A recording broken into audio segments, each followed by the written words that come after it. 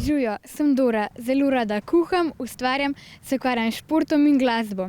Vem pa, da se v življenju lahko zgodi marsikaj. Zato je dobro, da vemo, da ob kriznih trenutkih pokličemo številko 112.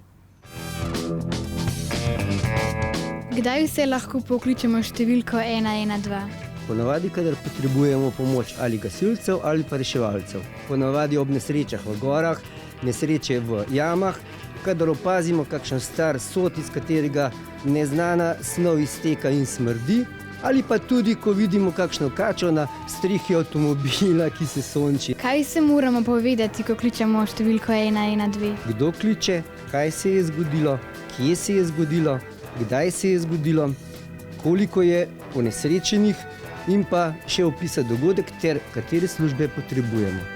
Kdo je na drugi strani? Operaterji, ki bodo sprejeli klic, ga obdelali in posredovali tistim službam, enotam, ki so zadolženi, da pomagajo v takih primerih. Lahko kličemo tudi otroci?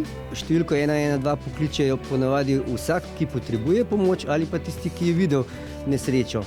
Otroci so ponavadi tisti, ki zelo dobro poznajo številko 112. A lahko pokličemo tudi, če se našim hišnim ljubljenčkom kaj zgodi? Seveda, tudi v takih primerih bomo znali pomagati. Posebej, če kdo najde kakšnega poškodovanega kužka ali pa izgubljenega mucka, bomo poklicali zavetišče, kjer bodo za te živali znali najbolje poskrbeti. Koliko klicev na dan prejmete?